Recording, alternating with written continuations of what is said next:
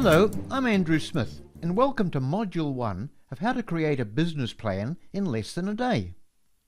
The purpose of this first module is to give you a big picture understanding of how business and project planning can be done simpler and faster. And I promise not to swamp you with any complicated details. This session will be my first step in giving you a simpler way to get organized so you can get better results.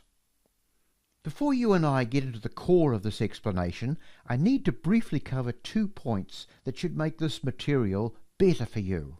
To begin with, the name I've given this method that I'm going to teach you is the Accelerated Planning Technique. To make this simpler, we can shorten this to APT. It's quite likely that you may have some mild or serious skepticism with my claim of being able to produce a business plan in less than a day. Skepticism, in my opinion, frequently makes good sense. So I'm very comfortable with you being skeptical at this stage.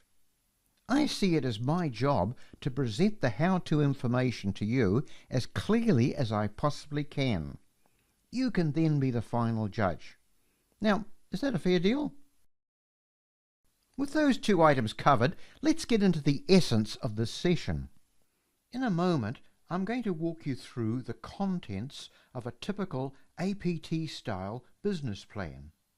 This should give you a good insight into how a good business plan can be prepared simply and quickly and be result-focused. Let me now introduce you to the company involved, H.W. Brown, and show you how they used the APT method to reorganize their business operation when there was a big downturn in the economy. For confidentiality reasons, I've changed some names and details. Here's some background. H.W. Brown is a specialist supplier to the building and home improvement industry. For several years, business has been very good for this company. And in 2007, as part of a growth strategy, the company signed a building contract for a new and significantly larger showroom and distribution centre. In June 2008, the new building was completed. A month later, the shift had occurred and they were operational. And everything was looking good until the October 2008 economic meltdown occurred. And soon the building industry was in trouble.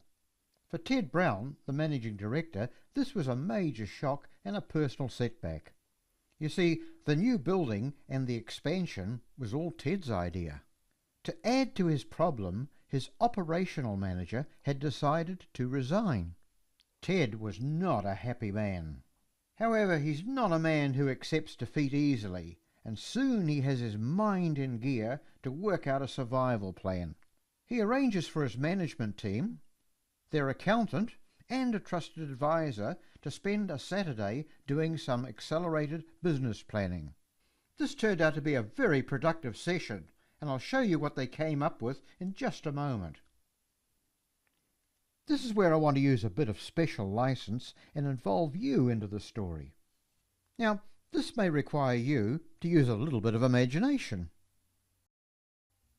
Imagine that H.W. Brown has hired you as their new operations manager, and today is your first day on the job. Your first task today is a briefing meeting with your new boss, Ted Brown, a somewhat happier Ted Brown.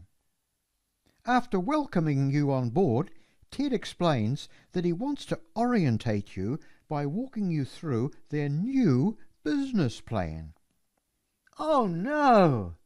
Not the business plan, is the thought that runs through your mind. And you imagine a document that's about as thick as a city telephone directory and about as interesting. But to your surprise, what Ted points to is a poster-sized page that's pinned up on the wall. You then notice that most of the document is covered up with yellow paper that's held in place with mapping pins.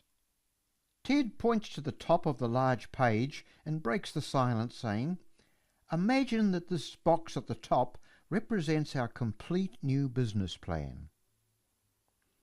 Ted then removes one of the yellow cover sheets.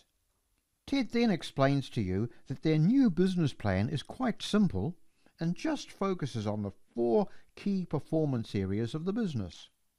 They are operations, marketing, financial management, and customer service. Ted then goes on to explain that their new strategy is about seriously reorganizing these 4 business areas so that they can cost-effectively provide superior service to their existing customer base. Ted then shifted the cover sheet to reveal some of the lower details that had been obscured. He then explains to you the problems that they have been experiencing in their operations area. He then goes on to say, because of your operational experience and your people skills, I want you to focus on improving and systemizing these 4 functions. Ted then uncovers another section of the chart. He then goes on to explain that he would also like you to have a general understanding of the rest of their new business plan. Ted then outlines the changes and improvements they intend making in their marketing activities. Ted next draws your attention to the financial management changes they have planned.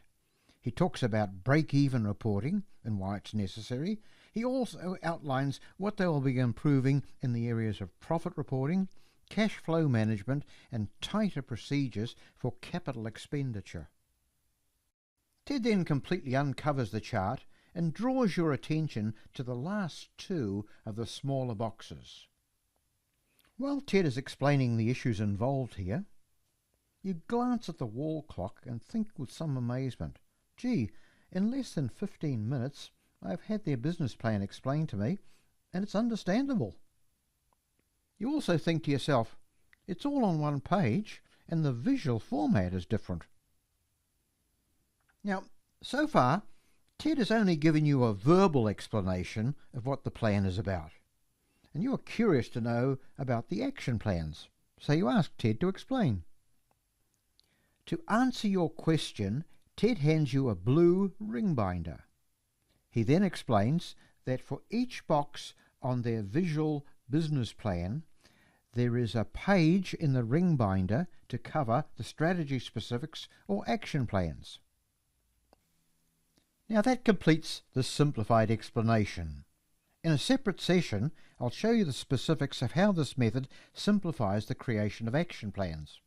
I'll also show you how to prepare a business plan or a project plan to suit your business situation. Now let's summarize what we've covered in Module 1. The planning method is called Accelerated Planning Technique, or simply APT. I explained that it's okay for you to be skeptical, and it's my job to anticipate and address any skepticisms you may have.